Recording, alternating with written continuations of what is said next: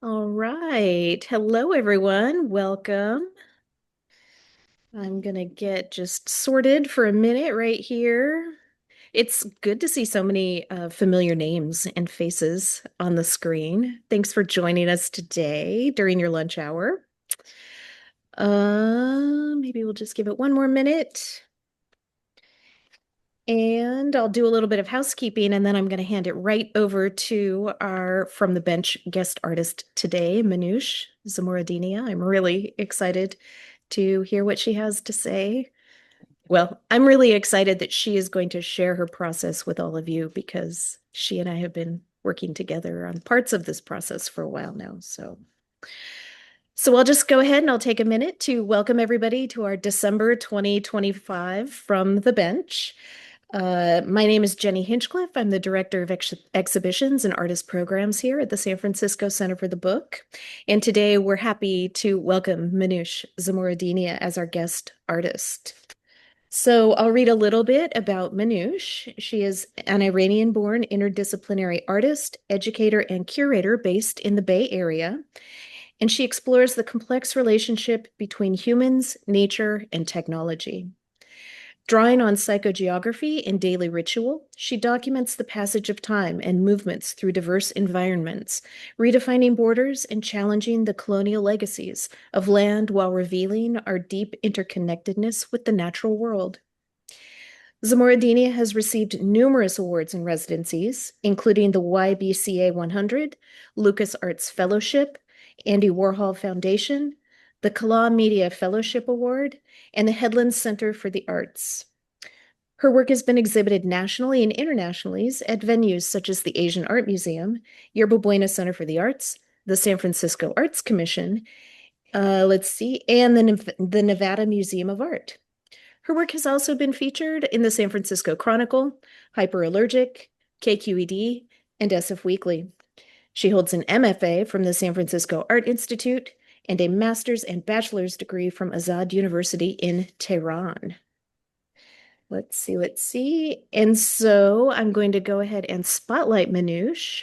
And let's see. And then she has a fantastic presentation for us as well. I would ask that if you have any questions, you submit those into the chat, and we will hold questions until the end. So, Minoosh, I'm going to go ahead and spotlight you, and please take it away. Thank you, Jenny. Thank you so much. Hi, everybody. Thanks for being here. I'm so excited that so many people decided to be here in this time, like lunchtime. I'm going to start sharing my screen. So give me a second. All right. And I think I'm going to start there. So I hope everybody can see my screen. Yeah, good. Thank you, Jenny. Thank you so much for having me, and I'm thankful to a staff at Center for the Book and so many other people who have been helping with the project in general. I can't name them all, but I'm just going to start because it's going to be a very quick presentation. So today I'm sharing the journey behind my artwork, a spiritual gleaning, and how it expanded into my solo exhibition at San Francisco Center for the Book. This project is rooted in movement, observations, and the traces we leave behind, both visible and invisible. It reflects my ongoing interest in land, memory, identity, and walking as a spiritual and political act.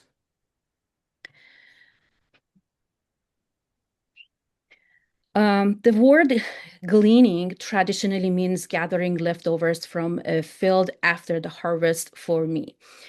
For me, spiritual gleaning is the gathering moments like marking on the sidewalk, layered graffiti, slogans on windows, plants breaking through concrete. It is a way of listening to the land, of and understanding my place within it as an immigrant, navigating histories of colonization, displacement, and belonging.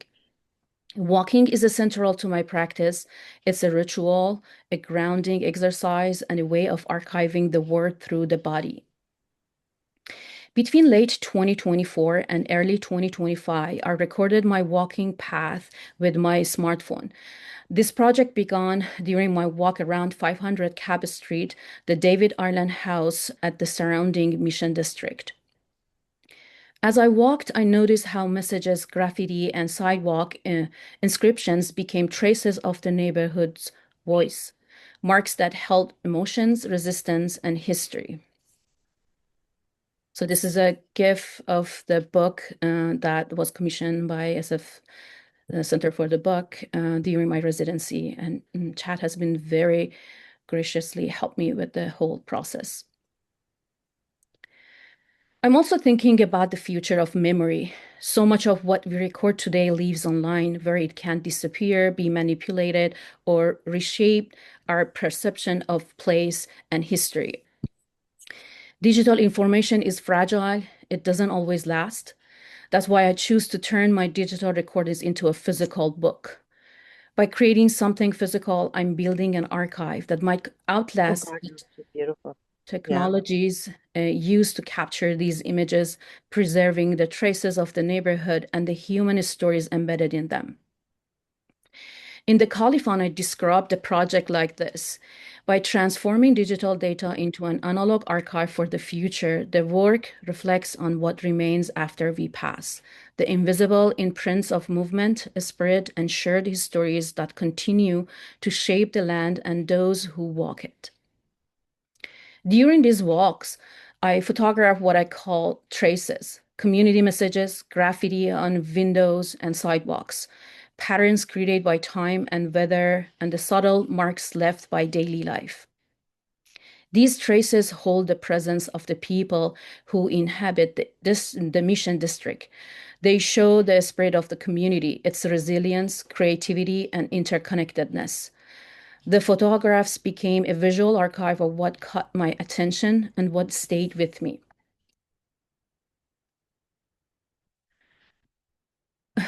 As the book developed, I began imagining how these ideas could expand into physical space. I started keeping the traces of my own walking process, collecting color tests, ink stains, and the marks left behind during production.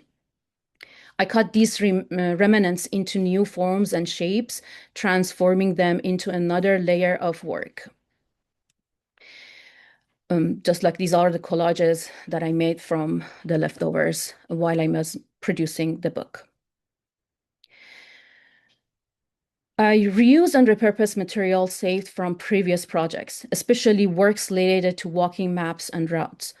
I incorporated repurposed materials and natural elements to echo ideas of sustainability.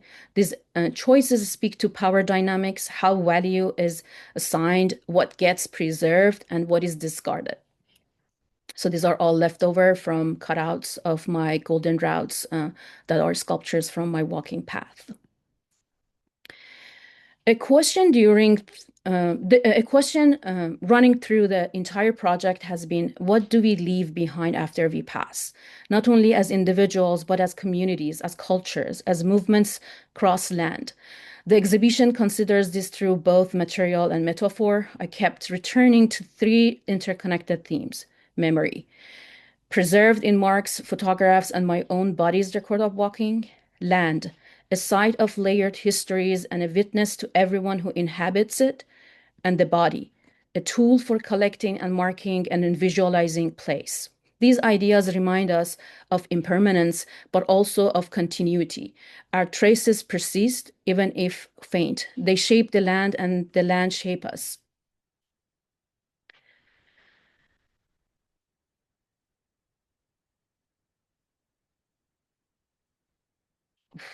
Okay, sorry.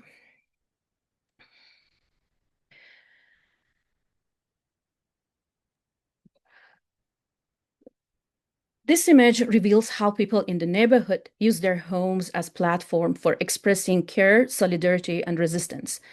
The message, "Spread love, stop hate," becomes a public offering and invitation, a reminder, a hope that left for anyone passing by.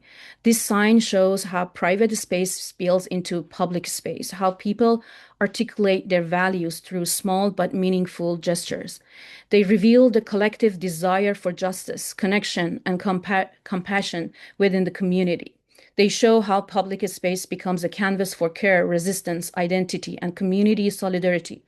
This message insists on seeing others as human, reminding us of our interconnectedness. This small painting shows how people use public space to express politics, hopes, and identity. It becomes a trace of activism and human presence. Watermelon slice marking political presence on the streets. I found several of these paintings around the neighborhood in Mission. They're all still there. You can go and walk and see them. Zan Zendegi Azadi, Women, Life, Freedom. It is a clear expression of political presence and solidarity in the neighborhood. It's the main slogan used by women leading the movement in Iran. This is not just text, it is a trace of resistance, a form of care, and a declaration of human dignity. It shows how global struggles appear in local streets, how communities express solidarity through public signs, and how political messages become part of the everyday landscape.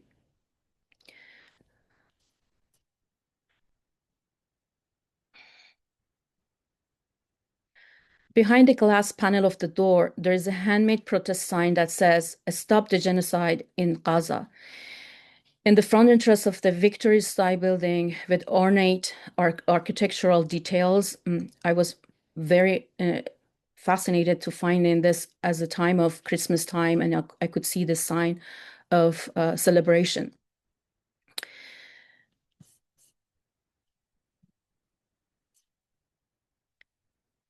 Be nice to sex workers. Your mother could be.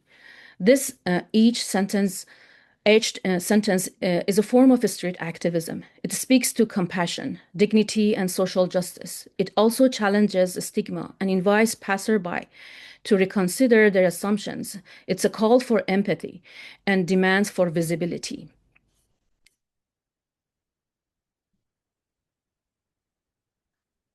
Another sidewalk message calling for solidarity with Palestine in the neighborhood's grant.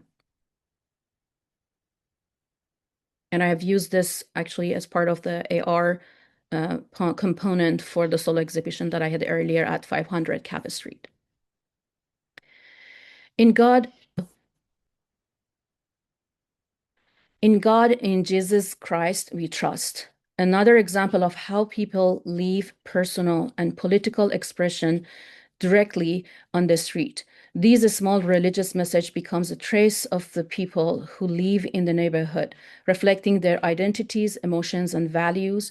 It relates to noticing the invisible threads that connect us, belief, culture, grief, and joy. A vibrant mural printed on a staircase wall celebrates hope, community, and resistance. It says the text on the wall is the greatest humanistic and historical task of the oppressed, to liberate themselves and save our public schools. It shows how the neighborhood expresses its values directly onto the streets, leaving visible traces of a struggle, care, and collective imagination. This mural becomes part of the living archive of the mission, showing how public art carries memory, a spirit, and the desire of liberation. Colombian food, a black van parked along a city sidewalk. As part of my exploration of the neighborhood's everyday life, the food truck represents one of the many cultural food presents in the Mission District. It carries stories of migration and labor. The Colombian flag speaks to cultural identity, and the van becomes a small mobile kitchen. Food becomes a connector here, something shared across cultures, something that brings neighbors together through taste, nourishment, and the comfort of familiar flavors. This moment captures how diverse communities leave their traces in public spaces, and how food becomes another form of a spiritual gleaning, a way of gathering the stories and presents that make a neighborhood what it is. A cigarette butt resisting inside the curved letters of the sidewalk. Another small trace of human presence. As I walk through the mission, I notice how people gather after work, smoking, listening to music, laughing, and simply being together. These small rituals create a sense of belonging and community in the neighborhood. They left behind became quiet evidence of these gatherings.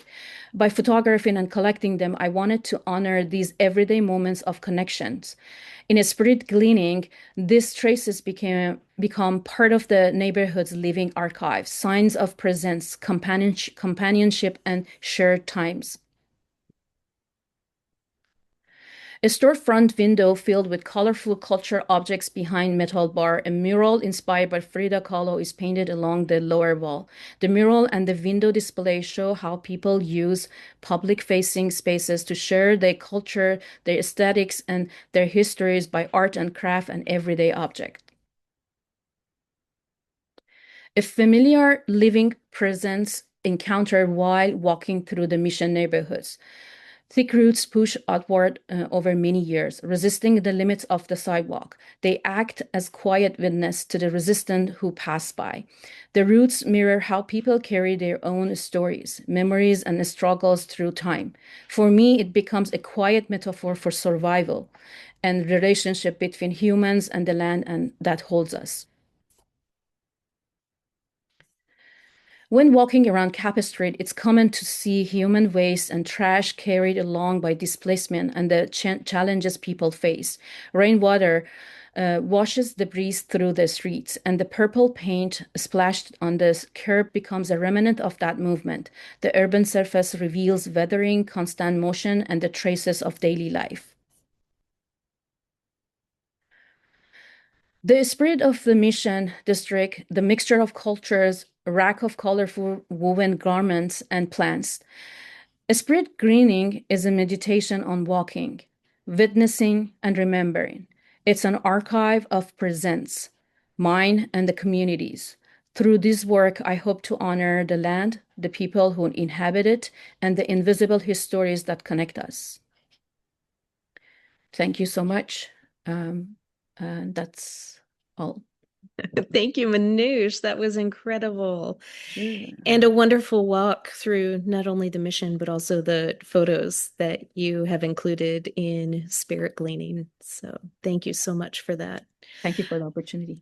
I have a couple of questions that have come in. Someone asks, what was your favorite part of producing the artist book? I think just learning a new skill that was the most important part as we were just going through the production with Chad and talking with him. I had to figure out what I would like to include. So I think that exploration and experiment with new medium was very interesting to me. Mm-hmm. And I would like to mention that this is your first artist book Yeah. edition, yeah? Yes, So that's true. congratulations on that incredible Thank you. journey and all your hard work. Thank you. It was fantastic to have you in the studio for 6 weeks and creating this project. It was so great. Thank you for the opportunity. Someone else asks, what will you take forward in your work from your residency?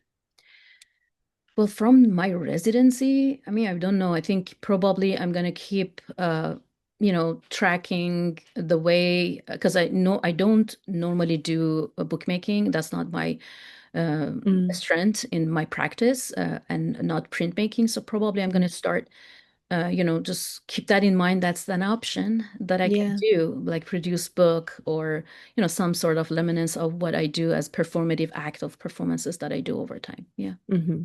And you've worked at Kala as well. You've been a that's true. studio member over there too. So Yes. Yeah, that was a while ago. I yeah. did one time actually as part of the residency, which was very thank you, Jenny, for the opportunity. And I think I see Alex who just Yeah, we see Alex.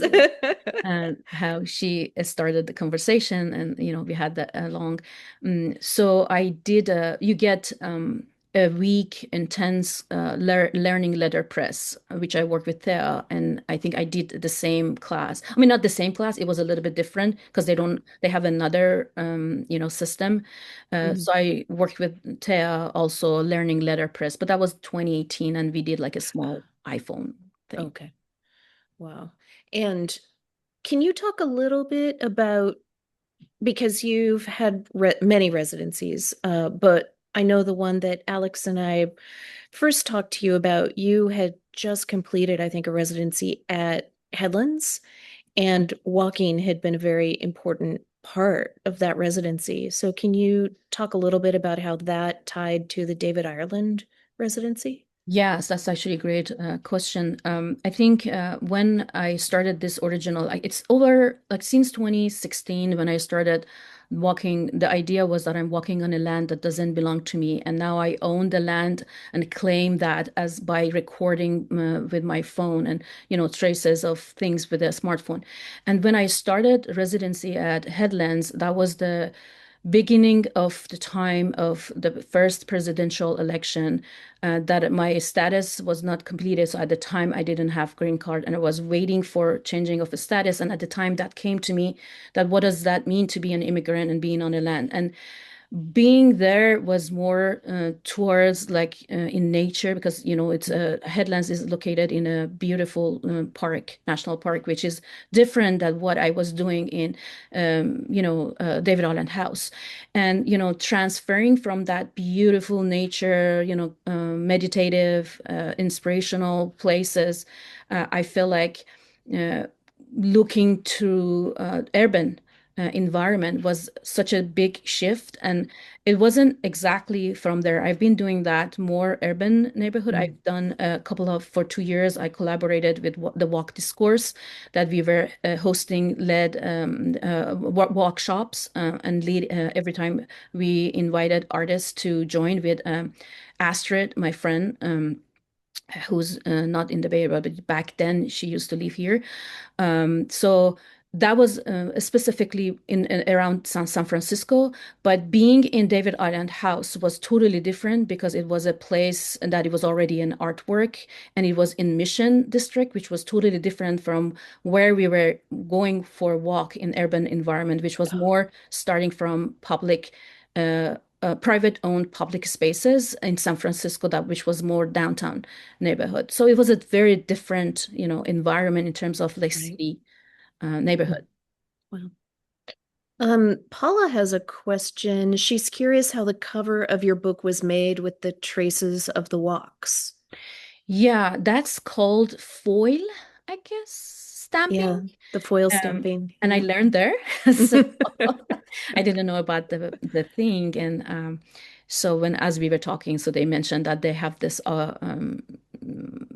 kind of like this is a machine. They have a heater, whatever. So you warm it. So that's you have foils. They have actually foils, so you can put your design, which you have to send it for making a plate for it, and then you position the plate with them in the machine and then it warm up so it heat up, and then after some numbers which I forgot, I have to remember my notes, go back to my notes, like what was the number, and then after it's ready, then you put the foil between your patterns and the paper, and then you press it, and then that's what you get.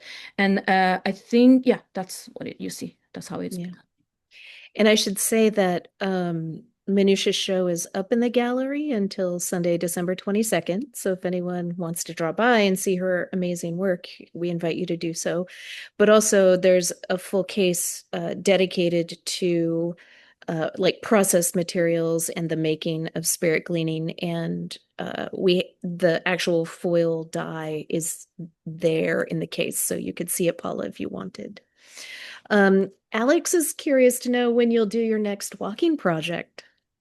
I'm actually doing it. I'm not stopping it. It's just like I think this residency was very helpful for me to get an idea of how can I, like I've been walking for so long and I have so many traces that I haven't done anything with them because this residency helped me to figure out maybe I can make this, book with other projects that, with other places that I've been on a walk. But this time I'm hoping, Alex, that I can do more connection and relationship with land and how we ecologically we are connected, and I'm more towards the connection between plants and nature, with human, which we really need in this time, which is very tough moments for everyone to survive. So I think I use that as kind of like meditation, also ritual for my uh, health sake, and then also maybe producing something, another book or something else from that. Yeah. We'll take one last question from Shireen. She says, I'm curious if there is a way that Minoosh approaches these walks with some type of rule-based approach, or if you just wander the streets until you find your way back, whether or not there's a special starting or end point of your walks. Yes, that's a great question, Shinjun. And that's because one of the things when I started recording my path and my walks, I noticed at the first I didn't have any idea what I'm going to do, but I just knew that I wanted to keep recording. I wanted to work with technology. So if you start walking, you probably have noticed that, and you end your walks, it is going to be just a line. And over time, I realized if I want to make shape, I need to get back to the first place. And that changed actually over time my practice, that limit my time, because depending on limitation of time that I had, the places, because sometimes you cannot go and then come, find the loop back. But most of the time, when I go, I always look at my phone and make sure that it keeps, I can go back to this. If especially if it is in natural environment, not urban, because you normally can find a way back. But then I make sure that I can go back to the first place, and then I have enough time to go back. So then I have to actually make sure that I have enough time. So that limitation also made this available. So sometimes the A point is always the point to come back to A point. And sometimes that I don't have to, I have to cut it and then that's it. Then I don't have the closed path. It's going to be just a going, which I'm going to do something with them in the future. But yeah, hope I answered. Yeah, thank you so much. And thanks for taking us right up to the hour, Manoush. No, thank you. Thank you. I'm I sorry that if mean, I keep people. honestly, we could talk all afternoon, definitely. And I just want to say again, like how much of an honor it's been to have you in the studio and to be working with you, and also to learn more about your work, just get kind of a deep dive into it. I really appreciate all the Thank energy and all the time that you've spent here. So thank you so much. Thank you so much, Jenny, for opportunity, and Yeah. Alex that started conversation. And Dad, who really made this come through because Yeah. he is the magic guy. You should be very, very lucky to work with him because he knows how to, limit the times that you have to spend on making a book, a limited book. So yeah, Yeah. I'm very thankful and grateful for the opportunity. Thank you. Yeah. Well, we loved having you here, and we always love having you stop by. Like I said, Manusha's show will be up through December 22nd. That's a Sunday, right before we close for the holiday. And I have just a couple more things before everyone jumps off. I want to let you know that we're taking a break in January from the bench, but we'll be back in February, so you can join us in the first Thursday in February. We hope everyone has a great holiday, and thank you for spending part of your lunch with us today. Thank you so, so, so much, especially Manoush. And Thank we'll see everyone in the new year. you. All right. Everyone. Bye-bye. Thank you.